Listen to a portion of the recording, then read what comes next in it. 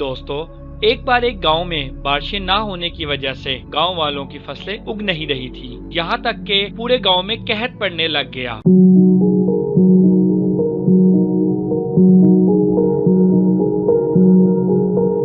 گاؤں والے اس صورتحال سے بہت پریشان تھے۔ انہوں نے مل کر اس کا حل تلاش کرنا شروع کر دیا۔ گاؤں کے چند بڑوں نے فیصلہ کیا کہ کسی نیک بزرگ سے بارش کے لیے دعا کروائی جائے۔ چنانچہ انہوں نے قریب کے ایک دوسرے گاؤں سے بزرگ کو بلوایا جو اپنے علم اور دعا کے اثر سے بہت جانے مانے تھے۔ بزرگ بابا جی نے وہاں پہنچنے کے بعد گاؤں اور اس کے لوگوں کا اچھی طرح جائزہ لیا اور پھر گاؤں والوں سے کہا کہ مجھے ندی کے کنارے ایک جھونپڑی بنا دو، میں وہاں آرام سے بیٹھ کر اللہ سے دعا مانگوں گا۔ گاؤں والوں نے چند ہی دنوں میں ان کو جھونپڑی بنا دی اور وہ اندر بیٹھ کر دعا کرنے چلے گئے۔ اب گاؤں والے انتظار میں بیٹھ گئے کہ کب دعا قبول ہوگی اور بارش ہوگی۔ ابھی 4 سے 5 روز ہی گزرے تھے کہ بادل جھوم کر آ گئے اور زور سے برسنے لگے۔ بارش دیکھ کر گاؤں والوں کی خوشی کی انتہا نہ رہی اور انہوں نے اللہ پاک کا شکریہ ادا کیا۔ وہ بابا جی جب اپنی جھونپڑی سے باہر آئے تو سب ان کی طرف تیزی سے بڑھے اور پوچھا کہ آپ نے کیا دعا مانگی تھی؟ بابا جی نے کہا کہ میں نے بارش کے لیے کوئی دعا نہیں کی۔ یہ سن کر گاؤں والے بہت حیران ہو گئے۔ بابا جی نے کہا کہ جب میں آپ کے گاؤں میں داخل ہوا تھا تو سب لوگ ایک دوسرے سے الگ تھلگ تھے، ایک دوسرے سے نہ کوئی مصافحہ کرتا تھا اور نہ ہی حال پوچھتا تھا، یہاں تک کہ جانور بھی الگ الگ سمت میں چل رہے تھے۔ میں نے اللہ سے صرف یہ دعا کی کہ یا اللہ یہ سب انسان آپس میں قریب ہو جائیں اور ایک دوسرے کے ساتھ مل کر بیٹھ کر اپنا دکھ درد بانٹیں۔